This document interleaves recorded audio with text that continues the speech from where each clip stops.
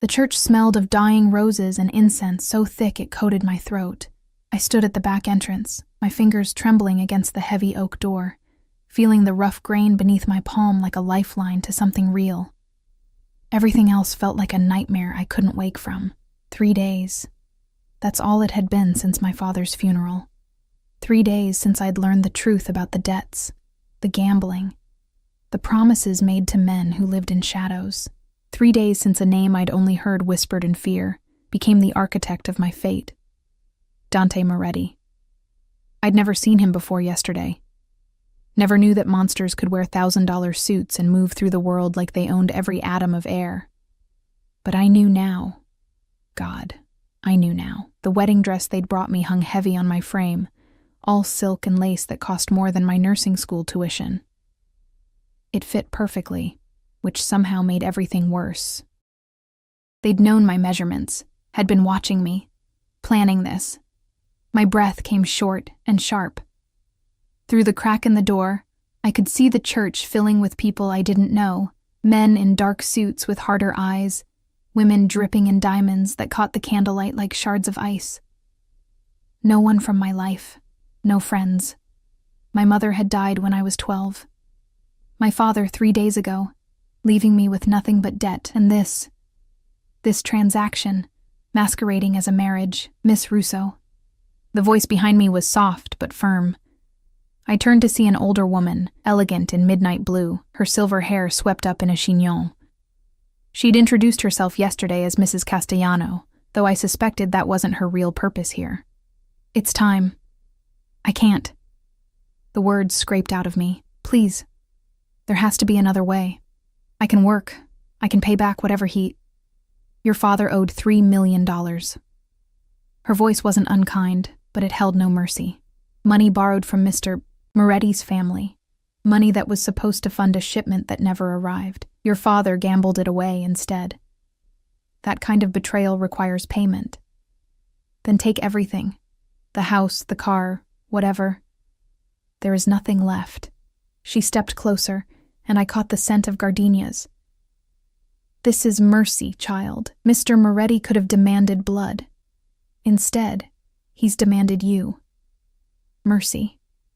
I wanted to laugh, but my throat had closed around something that felt like broken glass. Why? I whispered. Why me? He doesn't even know me. Something flickered across Mrs. Castellano's face. Surprise, maybe, or pity. That's not a question I can answer, but I can tell you this. Dante Moretti always has his reasons. And he always gets what he wants. She adjusted my veil with gentle hands that felt like a cage closing. Through the delicate lace, the world became softer, hazier, like I was already disappearing. The organ music swelled. Wagner, processional, my execution march. Mrs. Castellano opened the door fully, and I saw him for the second time in my life. Dante Moretti stood at the altar like a king surveying his kingdom. Even from this distance, I could feel the weight of his presence, the way everyone in the church seemed to orbit around him, pulled by some dark gravity. He wore black, of course, a suit that probably cost more than most people made in a year, cut to emphasize the breadth of his shoulders, the lean power of his frame. But it was his face that stopped my heart. Yesterday, when his men had come to collect me, I'd been too shocked to really see him. I'd noticed the sharp jawline, the dark hair swept back from his forehead, the way he'd looked at me like he was cataloging every detail. But I'd been numb, drowning in grief and terror. Now, as I stood at the threshold of this forced union, I really looked. He was young, maybe 30, 32. That shocked me. I'd expected someone older, harder. A crime lord with silver at his temples, and cruelty etched into every line. Instead, Dante Moretti was beautiful, in the way a blade is beautiful, all clean lines and lethal purpose. His face could have been carved from marble. High cheekbones, a straight nose that had probably been broken once, a mouth that looked like it rarely smiled. But his eyes. God, his eyes. Even across the expanse of the church, I felt them lock onto me. They were the color of dark honey shot through with amber, gold-flecked and burning with an intensity that made my skin prickle.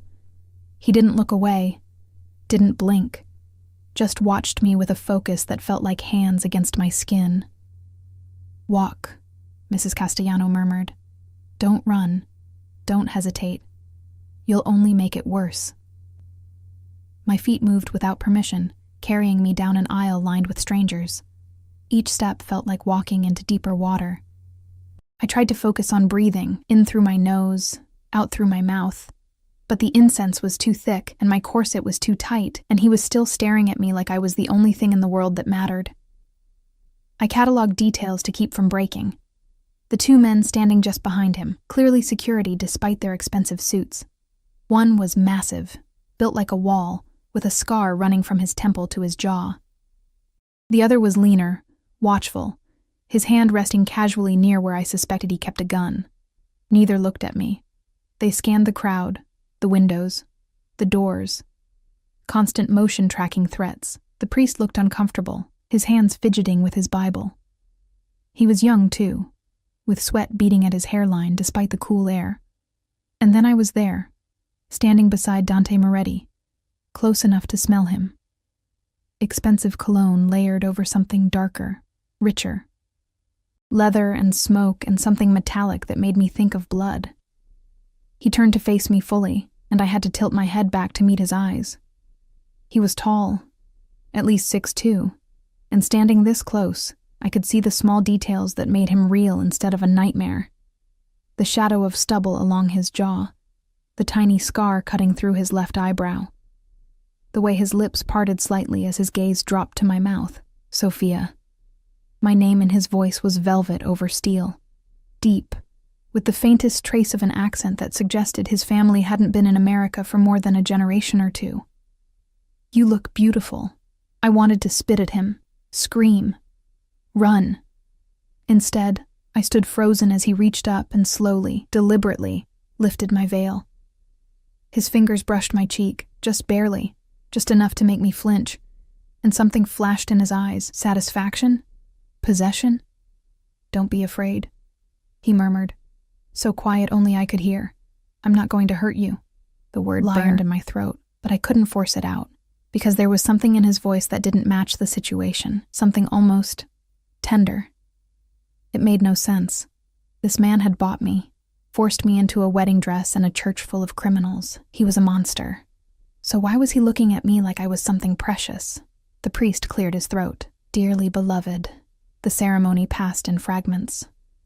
Words I didn't process, vows I didn't mean. When it came time for Dante to place the ring on my finger, I watched his hands, large, long-fingered, surprisingly elegant, and noticed the scars across his knuckles. Old ones, white against his olive skin. Evidence of violence that had healed over but never really disappeared. The ring was platinum and diamonds, heavy and cold. A shackle dressed as jewelry. "You may kiss the bride." Dante's hand cupped my face, tilting my chin up with his thumb. His touch was gentle, too gentle for a man who could order deaths with a phone call. His eyes searched mine for something I didn't understand, and then his mouth descended. The kiss was soft, careful. Nothing like what I'd expected from a man who'd forced me here. His lips moved against mine with a tenderness that made my chest ache. And when he pulled back, his thumb brushed across my cheekbone, catching a tear I hadn't known I'd shed. "Mine," he breathed against my lips, so quiet I almost didn't hear it. Finally, mine. The word should have terrified me. Instead, it sent something hot and confusing spiraling through my stomach. The church erupted in applause, hollow, obligatory. Dante's hand found the small of my back, possessive and warm through the silk of my dress, and he guided me back down the aisle. I felt hundreds of eyes on us, judging, calculating, wondering if I'd last, wondering if I'd break. Outside, the afternoon sun felt like a slap after the dim church. A line of black cars waited, all identical, all gleaming. Dante opened the door of the middle one himself, his other hand never leaving my back, and helped me into the leather interior. The door closed with a heavy thunk, soundproof. Dante slid in beside me, and suddenly the spacious back seat felt suffocating, his thigh pressed against mine. all hard muscle and heat. The driver pulled away without needing instruction, and I watched the church disappear through the tinted windows. "Where are we going?" My voice came out smaller than I wanted. "Home." He was watching me again, that intense focus that made me feel simultaneously exposed and invisible. "Our home." "I don't have a home anymore." Bitterness leaked through. "You made sure of that." His jaw tightened. "Your father made sure of that when he stole from me." He was grieving. The words exploded out of me. My mother had just died, and he wasn't thinking straight. He made mistakes, but he didn't deserve. He stole $3 million, Sophia. Dante's voice was calm, almost conversational, which somehow made it worse. "From my family's shipment, money that belonged to people far less forgiving than me. If I hadn't acted, they would have. And they wouldn't have been satisfied with debt repayment." I turned to look at him fully, anger burning away my fear. "So you decided to collect me instead? Like I'm property? Like you're my wife?" His hand shot out, catching my chin in a grip that was firm but not painful. He forced me to meet his eyes, and what I saw there made my breath catch. Hunger. Raw, barely contained hunger that had nothing to do with business and everything to do with the way his gaze kept dropping to my mouth. "You are my wife now, Sophia. Mine to protect. Mine to keep. And anyone who tries to touch what's mine will learn exactly why people fear the Moretti name." The estate appeared through the trees, like something out of a fever dream. All stone and iron gates that opened without Dante needing to signal. The driveway curved through manicured gardens that probably required a full-time staff, past fountains and marble statuary that belonged in museums, not front yards. I'd known he was wealthy. You didn't become a mafia boss by being poor. But this was obscene. Old money and new violence mixed into something that made my small apartment above the bodega look like a cardboard box. The car stopped in front of massive double doors. Before I could reach for the handle, Dante was already there, opening it, offering his hand.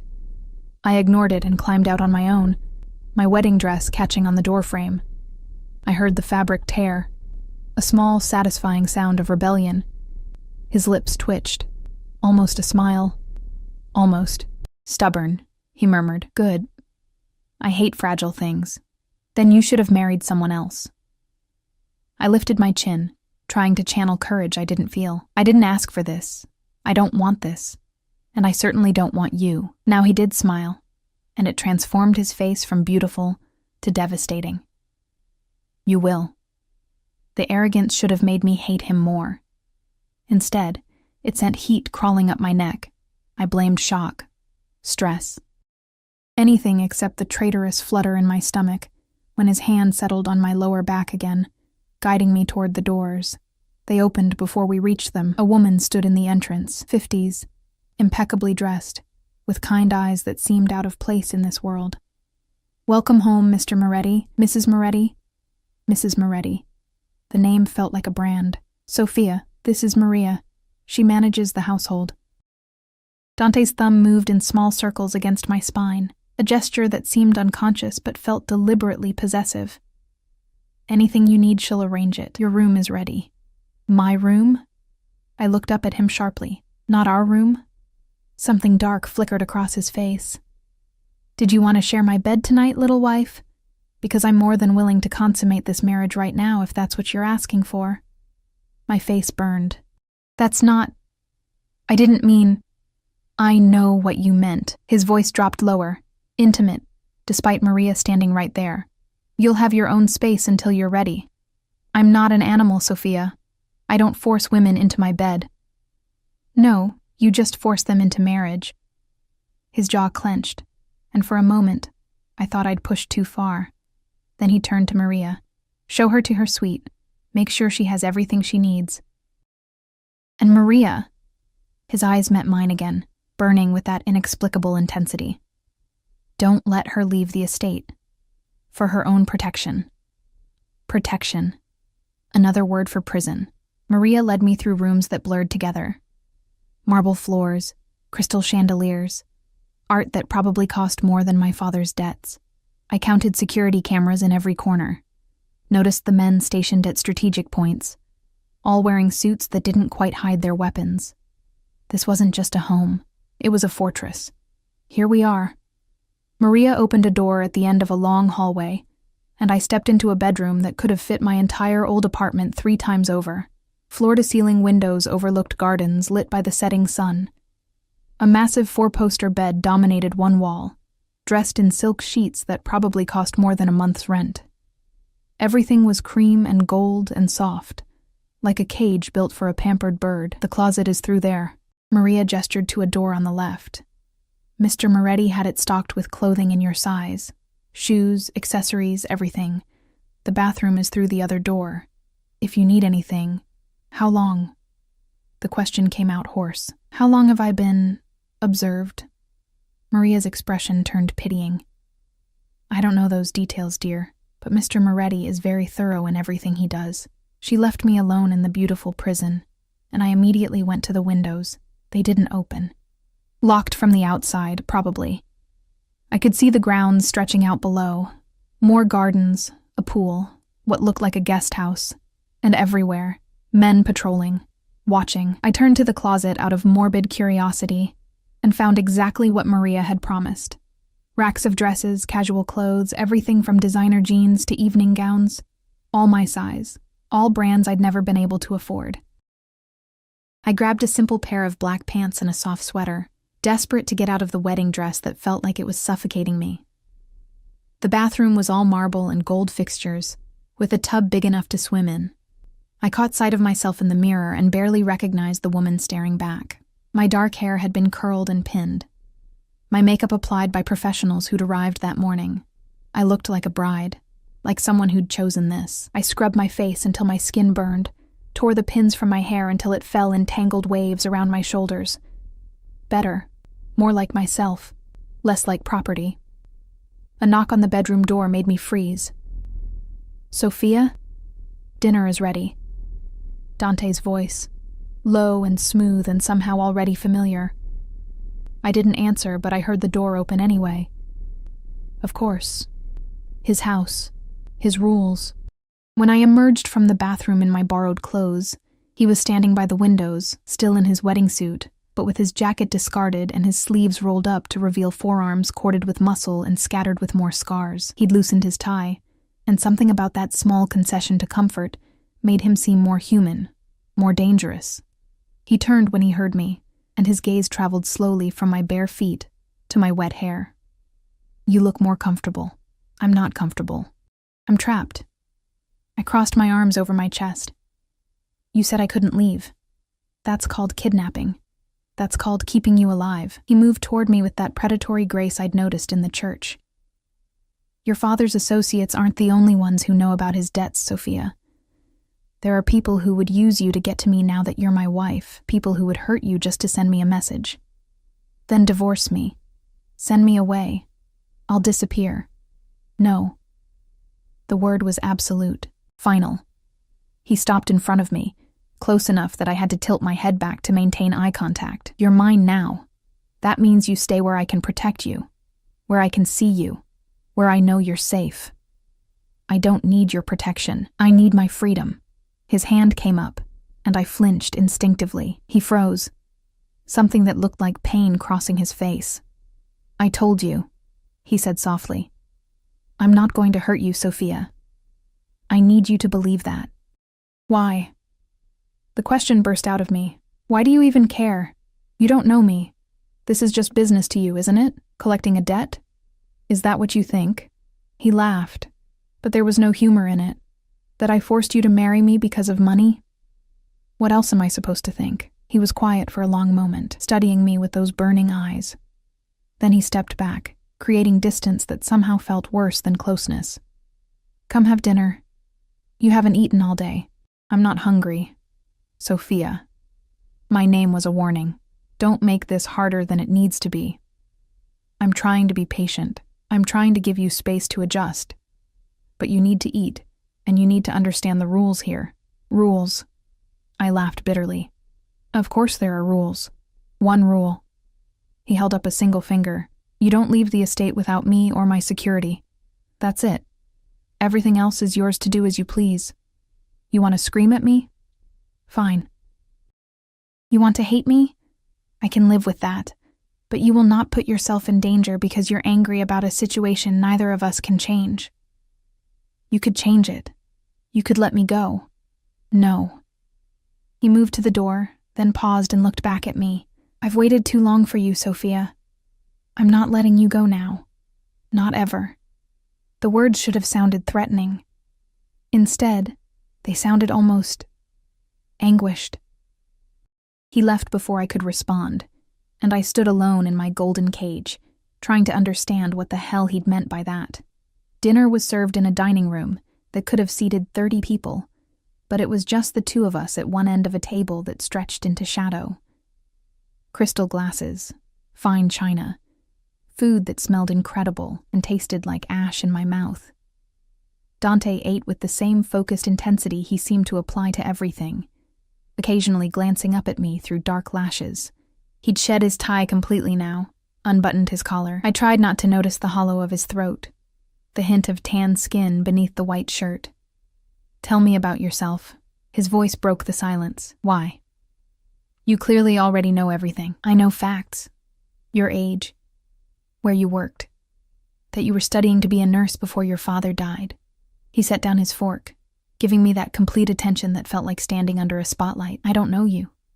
And whose fault is that? I pushed food around my plate. Normal people date before they get married. Get to know each other. Fall in. I cut myself off. Fall in love? He finished for me, and something in his tone made my skin prickle. Is that what you wanted, Sophia? Romance? Courtship? I wanted a choice. Life rarely gives us those. He leaned back in his chair, and I noticed how the movement made his shirt pull tight across his chest. But I can give you honesty. Ask me anything. I'll answer. It was a trap.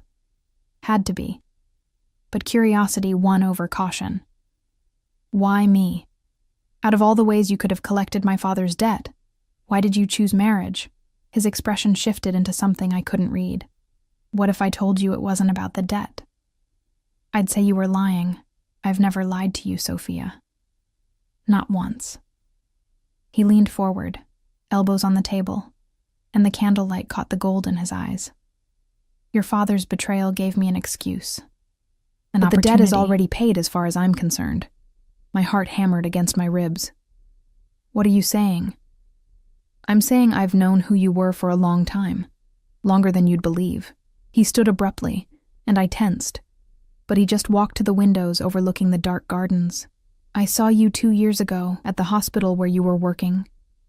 You were in the cafeteria during your break, studying for an exam. You had coffee and a muffin, and you were so focused you didn't notice when you got chocolate on your nose. I stared at his back, trying to process his words. 2 years ago, before my father's debts, before any of this, you smiled at a child who was crying. He continued, his voice softer now. Gave him your muffin and told him a story about a brave knight. He stopped crying. His mother thanked you, and you said it was nothing, just kindness. Dante, I watched you walk away and I couldn't stop thinking about you. He turned back to face me, and what I saw in his expression made my breath catch. Hunger. Longing. Obsession barely held in check. I told myself it was insane. That I had no business wanting someone like you, someone good and pure and completely untouched by my world. But I couldn't stay away. I had my people find out everything about you.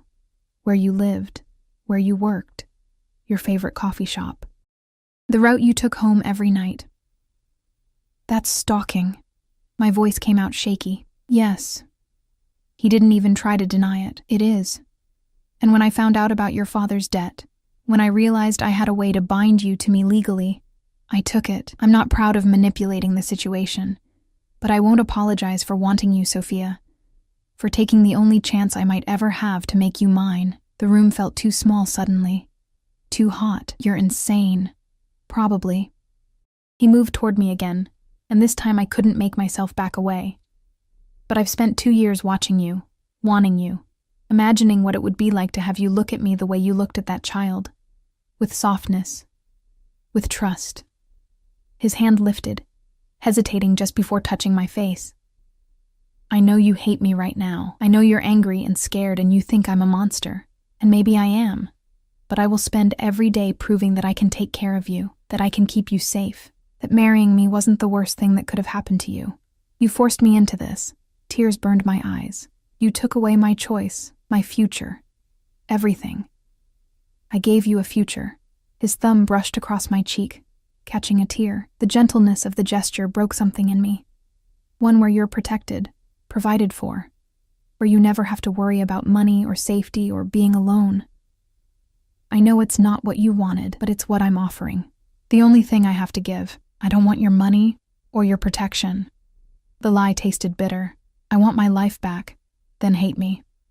His hand cupped my face fully now, tilting my chin up. Scream at me, fight me, but do it from here, where I know you're safe, where I can see you every day and know that you're alive and breathing. And mine. The last word came out rough, almost broken. And suddenly I understood what I was seeing in his eyes, what I'd been seeing since the church. It wasn't just possession or control. It was desperation. Need. Like I was oxygen and he'd been drowning. It terrified me, because somewhere in the past few hours, I'd started to see him too. Not as a monster or a villain or the man who'd destroyed my life, but as a man who looked at me like I was the only thing in the world worth looking at. And that was the most dangerous thing of all. I didn't sleep that night. How could I? Knowing that somewhere in this massive house, Dante was awake too, thinking about me with that obsessive intensity that made my skin feel too tight. The bed was comfortable, too comfortable, like sleeping on a cloud. But every time I closed my eyes, I saw his face.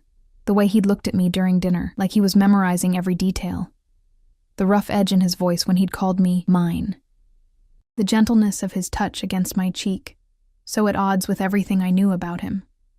A mafia boss. A criminal. A man who'd admitted to stalking me for 2 years. I should have been planning my escape. Instead, I was replaying the conversation, trying to understand the pieces that didn't fit. The tenderness in his eyes, the almost vulnerable way he'd said he wanted me to look at him with softness. When dawn finally broke, painting the sky in shades of pink and gold, I gave up on sleep and went to the windows. The grounds looked different in daylight. Less fortress, more estate. I could see the gardens properly now, paths winding through roses and hedges, a fountain in the center with bronze horses frozen mid-leap, and everywhere, men, patrolling, watching, protecting or imprisoning, depending on perspective. A soft knock made me turn. Maria entered with a tray, coffee, pastries, fresh fruit arranged like art. "Good morning, Mrs. Moretti. I thought you might want breakfast before..." "Before what?" "Mr. Moretti asked me to let you know he'll be in his office all morning handling business." She set the tray on a small table by the window. "He wanted me to show you around the estate. Help you get familiar with your new home. My new home." The words sat wrong in my mouth. "And if I don't want a tour?" Maria's smile was patient. "Then I'll be here if you need anything. But Mrs. Moretti, Sophia, if I may, this can be as difficult or as easy as you make it. Mr. Moretti isn't going to change his mind. And between you and me, I've worked for this family for 15 years. I've never seen him like this. The way he looks at you," she trailed off, shaking her head. "Just give it time, dear. Give him a chance." She left before I could argue, and I was alone with coffee that smelled like heaven and thoughts that felt like hell. I spent the morning exploring my gilded cage. The closet really did have everything. Clothes for every occasion, shoes that actually fit, jewelry I was afraid to touch. The bathroom had products I'd only ever seen in magazine advertisements. Everything chosen specifically for me, which meant Dante's observation had been even more thorough than I'd imagined. The thought should have made me angry. Instead, it made something twist low in my stomach, something that felt dangerously close to being wanted. By noon, I couldn't stay in the room anymore. I ventured into the hallway, half expecting someone to stop me. But the house seemed quiet, except for the distant sound of voices somewhere below. I followed the sound down a grand staircase, through rooms that showcased wealth I couldn't comprehend, until I found myself in a library that stole my breath, floor-to-ceiling shelves filled with books. Leather-bound first editions mixed with newer paperbacks, a ladder on rails to reach the higher shelves, windows that let in natural light to pool on Persian rugs. It was the kind of room I'd dreamed about as a child, back when books were my escape from a life that felt too small. Beautiful, isn't it? I spun around to find Dante leaning against the doorframe, watching me with that intensity that never seemed to dim. He'd changed from the wedding suit into dark jeans and a black sweater that somehow made him look more dangerous, more real. His hair was slightly mussed, like he'd been running his hands through it, and there were shadows under his eyes that matched mine. "You didn't sleep either," I said, before I could stop myself. "No." He pushed off the doorframe and moved into the room, but he kept his distance, like he was afraid of scaring me. "I kept thinking about what you said, about choice, about freedom. And you're right." He shoved his hands in his pockets, a gesture that seemed almost nervous. "I took those things from you, justified it by telling myself I was protecting you, but the truth is I was just selfish. I wanted you so badly I convinced myself the ends justified the means." I stared at him, unsure how to respond to this version of Dante, the one who seemed almost uncertain, almost human. "This library," he continued, gesturing around us. "It was my mother's. She died when I was 16.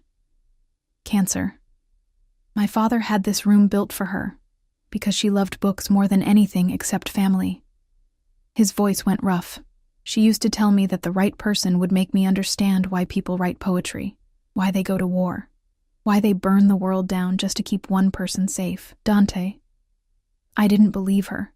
He looked at me then, and the raw emotion in his eyes made my chest ache. "Not until I saw you in that hospital cafeteria, smiling at a crying child. And then I understood. I understood why men become monsters. Because if someone tried to hurt you, Sophia, I would burn the entire world to ash." The words should have terrified me.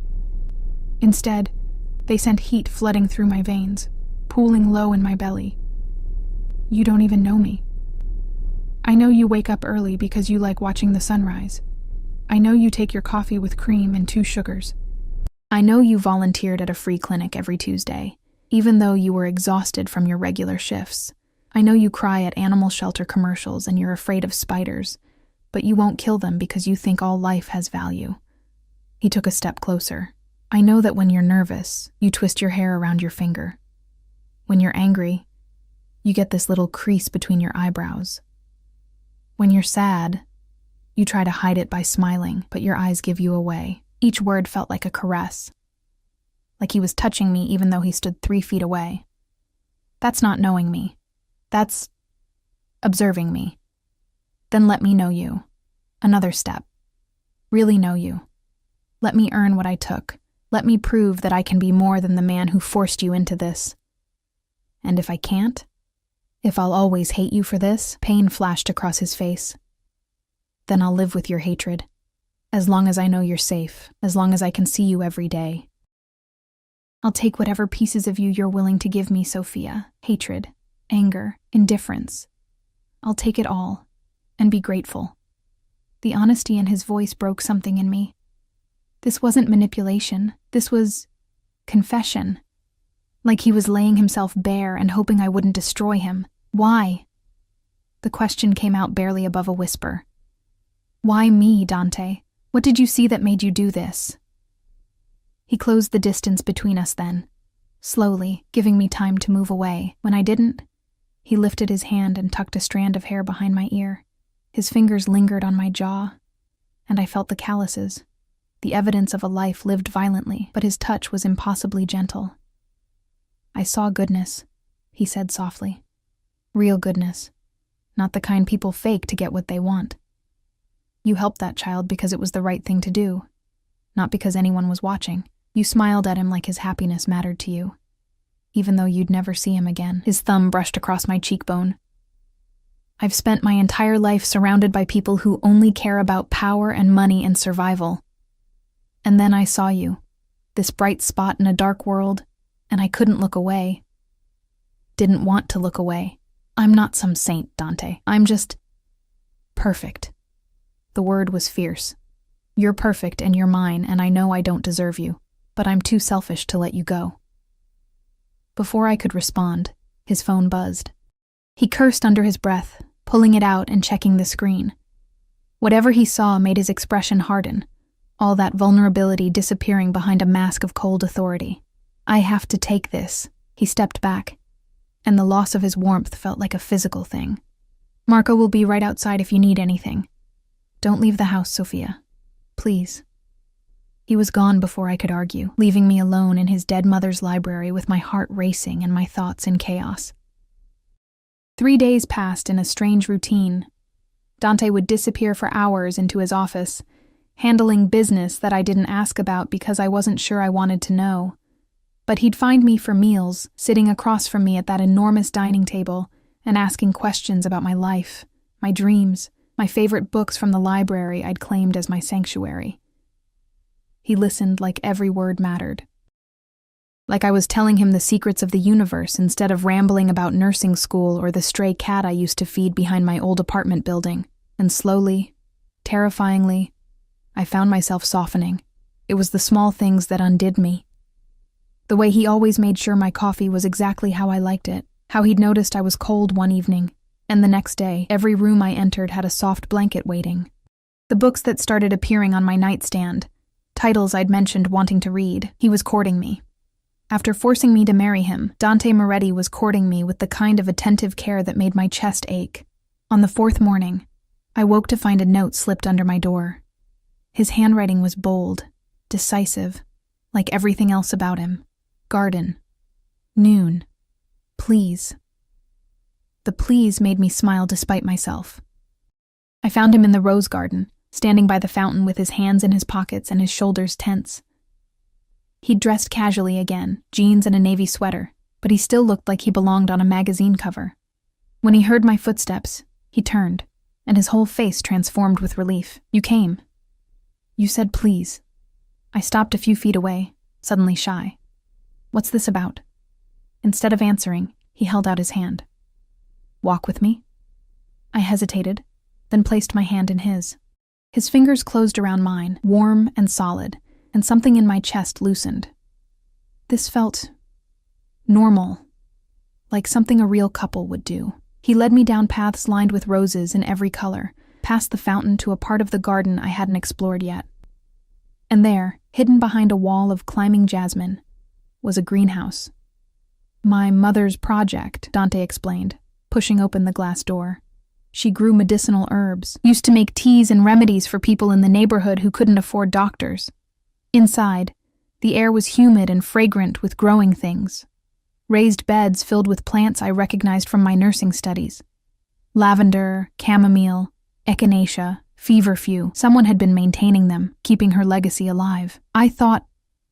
He cleared his throat, and I realized he was nervous. Dante Moretti, Mafia boss and feared criminal, was nervous talking to me. "I thought you might want to use this space for your nursing. I know you had to leave school, but you could still practice here. Help people. The families who work for me, they'd trust you, respect you." I turned to look at him, really look at him. "You'd let me do that? Help people connected to your world? I'd let you do anything that makes you happy, Sophia." His hand came up to cup my face, and this time I didn't flinch. "Even if it means putting yourself in danger, though I'd prefer you didn't. Even if it means you never forgive me for how this started, I just want to see you smile again. A real smile, not the polite ones you've been giving me at dinner." The honesty in his voice, the vulnerability in his eyes, it was too much. This wasn't supposed to happen. I wasn't supposed to start caring about the man who'd forced me into marriage. But here I was, standing in his dead mother's greenhouse, looking at him and seeing not a monster, but a man who was desperately, obsessively in love with me, and the terrifying part was that I could feel myself falling too. "Thank you," I whispered, and watched something bright and fierce light up his eyes. "For this. For trying." His thumb traced my lower lip, and I felt the touch everywhere. "I'll spend the rest of my life trying, Sophia.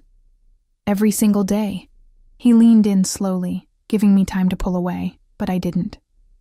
I let him close the distance, let his mouth brush against mine in a kiss that was nothing like the one at our wedding. This was heat and need, and barely restrained hunger. His hand slid into my hair, tilting my head to deepen the kiss, and I gasped against his lips. He took advantage, his tongue sweeping into my mouth, tasting me like I was something rare and precious. My hands fisted in his sweater, pulling him closer, and he groaned, a low, desperate sound that sent liquid heat pooling between my thighs. When we finally broke apart, both breathing hard, he pressed his forehead to mine. "Tell me to stop. Tell me you're not ready, and I'll walk away right now. What if I don't want you to stop?" The words came out breathy, unfamiliar. This woman who was brave enough to want a dangerous man, I didn't know her, but I wanted to.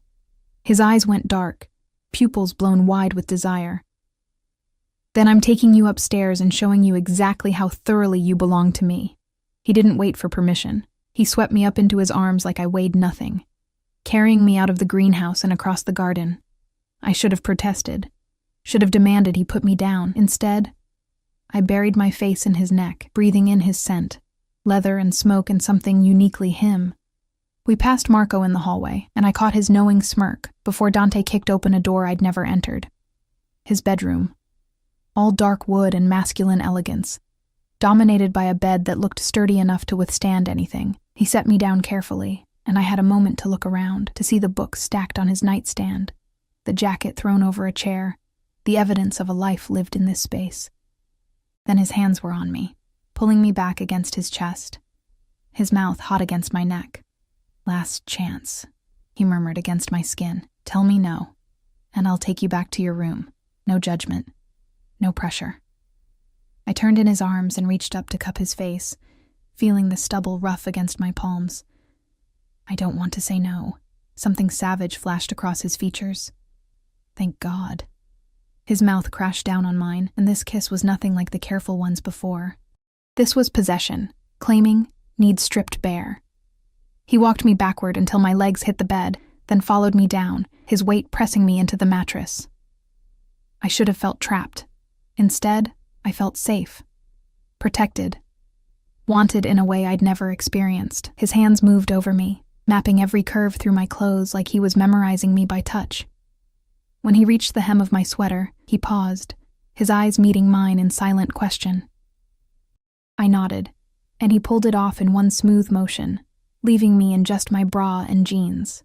"Beautiful," he breathed, his gaze traveling over me with an intensity that made me shiver. "So fucking beautiful." His mouth found my collarbone, trailing kisses down to the swell of my breasts.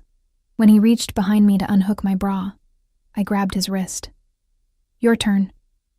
A slow smile curved his lips, the first real smile I'd seen from him, and it transformed his face completely. He sat back and pulled his sweater over his head, revealing a body that made my mouth go dry. Sculpted muscle and tan skin, scattered with scars that told stories of violence survived. A tattoo covered his left shoulder and chest, an intricate design of a phoenix rising from flames, wings spread wide. I traced the bird with trembling fingers. What does it mean? Rebirth. His hand covered mine, pressing it against his heart. I could feel it racing beneath my palm. I got it after my mother died, a reminder that even when everything burns down, something new can rise from the ashes. The vulnerability in his voice made my chest tight. This man, this dangerous, powerful man, was letting me see him. Really, see him.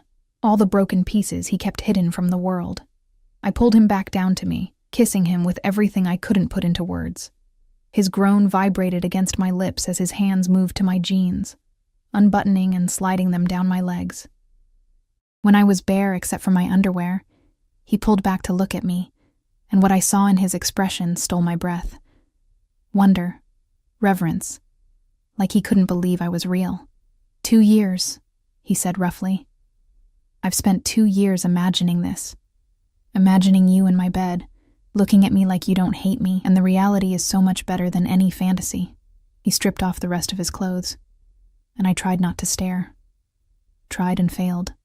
He was magnificent, all hard muscle and lethal grace, fully aroused and unashamed. When he settled between my thighs, the weight of him, the heat, it was overwhelming in the best way.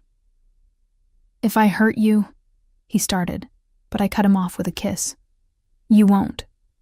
He proved me right. Every touch was careful, worshipful, designed to bring me pleasure.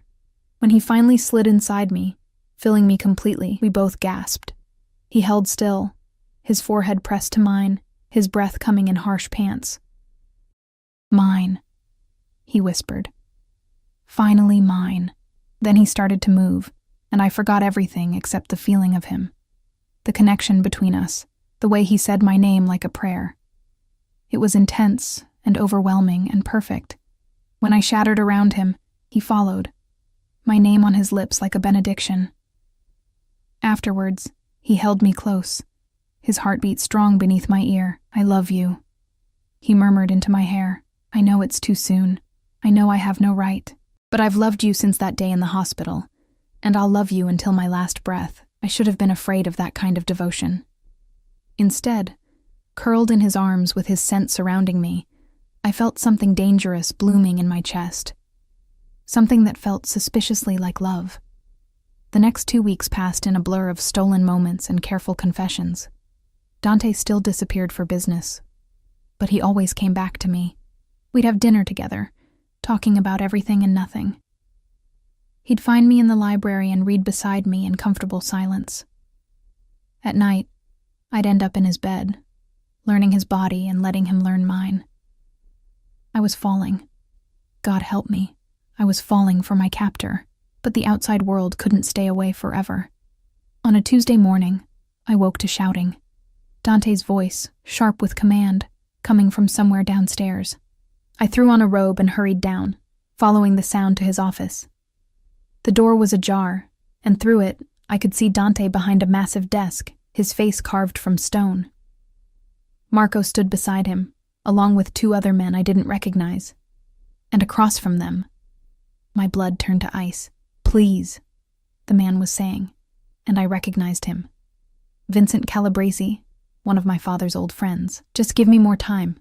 I can get the money. You've had 6 months. Dante's voice was cold, emotionless. This was the Mafia boss I'd heard about, not the man who held me gently in the dark. The agreement was clear.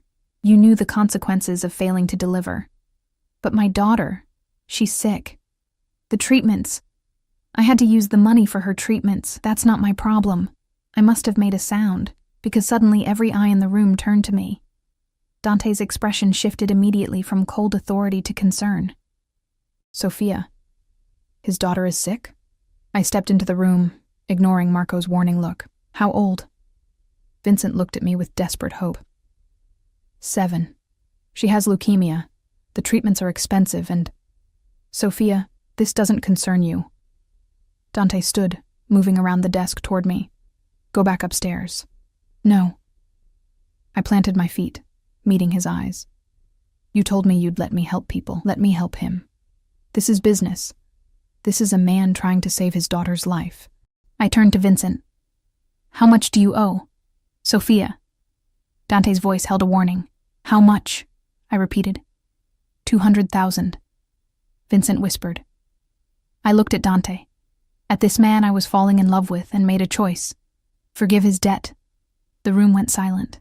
Marco's eyes widened. The other men looked shocked, but Dante just stared at me, his expression unreadable. You don't understand what you're asking, he said quietly. I understand perfectly. You told me you'd burn the world for me. So burn this debt. Please. Something shifted in his eyes. If I do this, if I show mercy here, others will see it as weakness. They'll think they can take advantage. Let them think what they want. I moved closer, close enough to place my hand on his chest, feeling his heartbeat spike beneath my palm. Show them that Dante Moretti's wife has influence, that I'm not just some trophy you keep locked away. Show them that you value my opinion enough to grant mercy when I ask for it. He stared at me for a long moment, and I could see the war happening behind his eyes. Business versus emotion, power versus love. Then he looked at Vincent. The debt is forgiven, he said, his voice carrying absolute authority. On one condition, your daughter gets the best treatment available, and you bring her to see my wife when she's better. Sophia likes children. She'll want to know the girl as well. Vincent's face crumpled with relief. Thank you. God, thank you. Thank her. Dante nodded toward me. And understand this. You owe her everything now. That means if she ever needs anything at all, you answer, without question. Understood? Yes. Yes, of course. Anything. Marco ushered Vincent out, and suddenly Dante and I were alone in his office. He pulled me into his arms, burying his face in my neck. Do you have any idea what you just did? He murmured against my skin. I helped someone. You showed weakness. My weakness. He pulled back to look at me, and I saw fear in his eyes. People will know now that they can use you against me. That hurting you is the fastest way to hurt me. Then protect me. I cupped his face. You're already so good at it. He laughed, but it sounded pained. I can't protect you from everything, Sophia. And now that the families know how much you mean to me, they'll come after you. Not today, maybe not tomorrow, but eventually. Someone will try to take you from me. Let them try. I kissed him softly. I'm not going anywhere. But even as I said it, even as he held me tight and whispered promises against my lips, I felt the first whisper of unease. Because in Dante's world, love wasn't just a gift, it was a weapon. And I'd just painted a target on my back. The attack came 3 days later. I was in the greenhouse, transplanting herbs and humming to myself, when I heard the first gunshot. The sound shattered the peaceful afternoon like glass breaking, and for a moment, I froze, my hands buried in soil, unable to process what I'd heard. Then chaos erupted. More shots, rapid fire, coming from the front of the estate. Shouting, the sound of vehicles screeching. Marco burst through the greenhouse door, his gun drawn, his face grim. Mrs. Moretti, we need to move, now. What's happening? Now. He grabbed my arm, pulling me toward a door I'd never noticed before, hidden behind a wall of climbing vines. It opened to reveal a narrow staircase leading down into darkness. There's a safe room. You'll be secure there until... The greenhouse exploded in a shower of glass. I screamed as Marco threw himself over me, covering my body with his as shards rained down around us. Through the ringing in my ears, I heard him cursing, felt wetness that I realized with horror was his blood. Marco. Go! He shoved me toward the stairs. Lock yourself in. Don't open for anyone except Mr. Moretti or me. Go! I ran, my feet bare and bleeding from the glass, my heart hammering so hard I thought it might burst. The stairs seemed endless, spiraling down into a basement I hadn't known existed. At the bottom, a steel door with a keypad. Marco had shouted numbers at me. I punched them in with shaking fingers, sobbing with relief when the lock clicked open. Inside was a room designed for exactly this scenario. Reinforced walls, monitors showing security feeds from around the estate, weapons locked in a cabinet, supplies for a long siege. I slammed the door shut and engaged the locks, then collapsed against it, trying to breathe through the panic.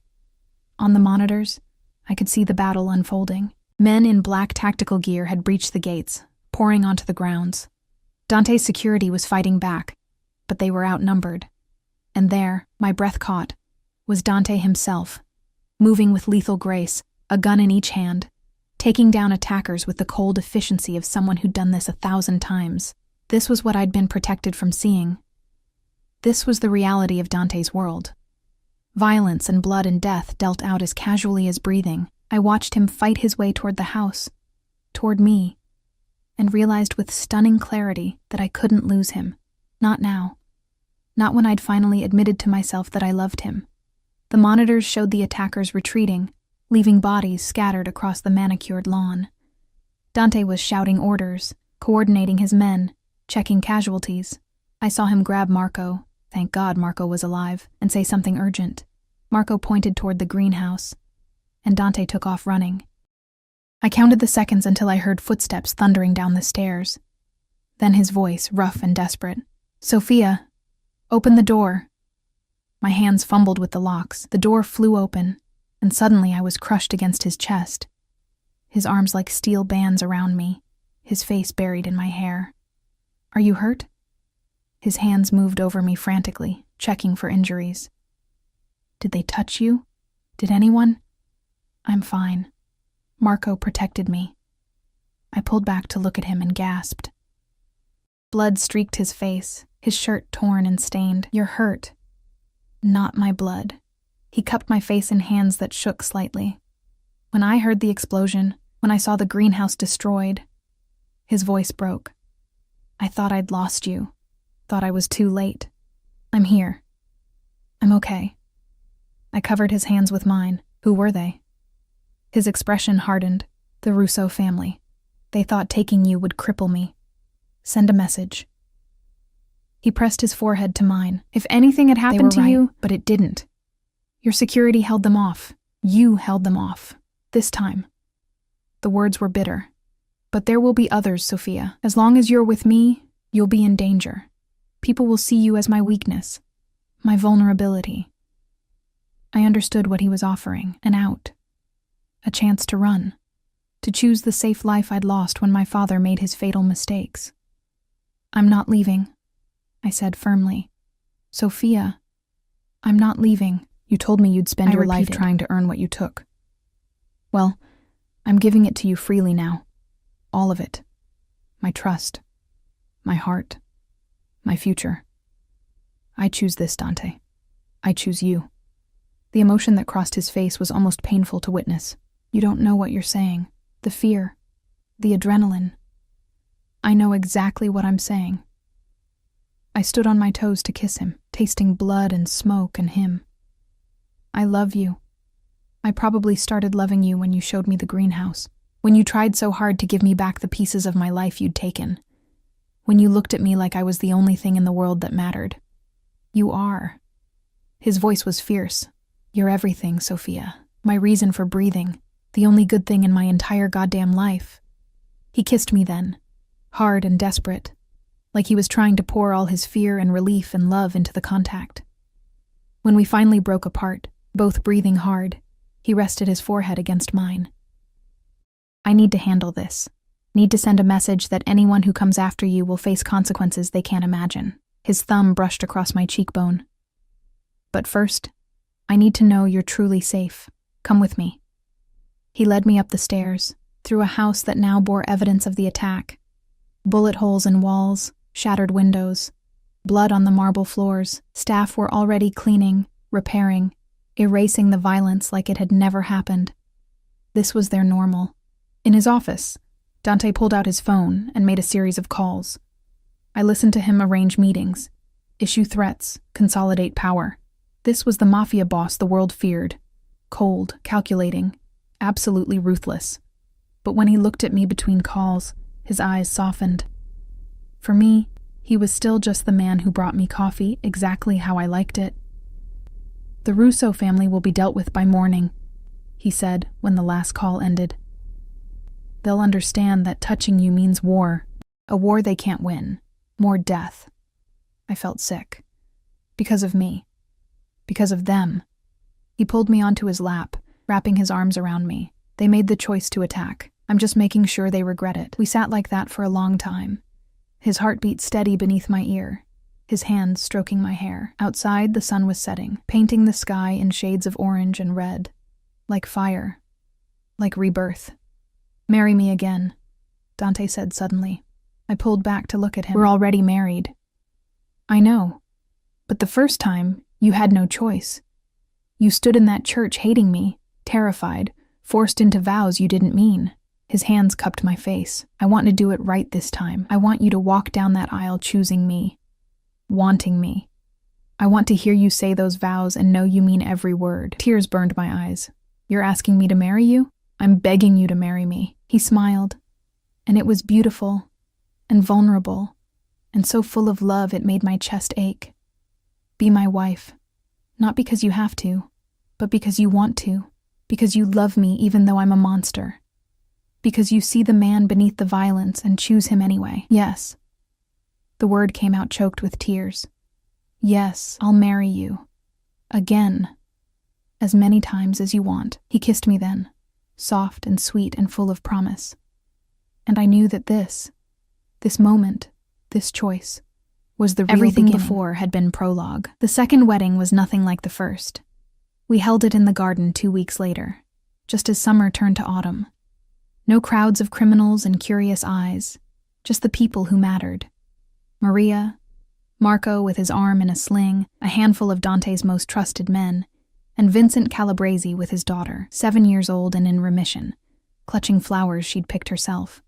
I wore a simple white dress that I'd chosen myself, my hair loose and crowned with roses from the greenhouse, and when I walked down the path toward Dante, I did it with a smile on my face and love in my heart. He looked at me like I was a miracle, like he still couldn't believe I was real. The priest, a different one, older, with kind eyes, kept the ceremony short and simple. When it came time for vows, Dante took my hands in his. "I promise to protect you," he said, his voice rough with emotion, "to cherish you, to spend every day earning the gift of your love. I promise to be the man you deserve, even when I fail, to try harder, to be better. Because you make me want to be better, Sophia. You make me believe I can be more than the violence I was born into." I squeezed his hands, tears streaming down my face. "I promise to stand beside you, to trust you. To see the man you really are, not the one the world thinks you are. I promise to love you through the darkness, through the fear, through everything this life will throw at us. Because you're worth it, Dante. We're worth it." When he kissed me this time, it was soft and reverent. A promise of forever. The celebration afterwards was small, but joyful. Maria had prepared a feast. Someone had strung lights through the trees that twinkled like stars as night fell. Marco toasted us with champagne, his eyes suspiciously wet. Vincent's daughter presented me with her flowers, and I hugged her tight, thinking about the life Dante had saved by forgiving that debt. As the evening wore on, Dante pulled me away from the party to a quiet corner of the garden where jasmine perfumed the air. "Happy?" he asked, pulling me into his arms, deliriously. I rested my head on his chest, listening to his heartbeat. Though I never imagined my life would turn out like this. Married to a mobster, married to the love of my life who happens to be a mobster. I tilted my head back to look at him. "There's a difference." He laughed, the sound free and genuine. "You're insane. You know that, right? Any sane person would have run." "Probably." I traced the line of his jaw. "But where's the fun in sanity?" He kissed me again, deeper this time, and I felt the promise in it, the forever we'd just committed to. It wouldn't be easy. Loving a man like Dante Moretti never would be.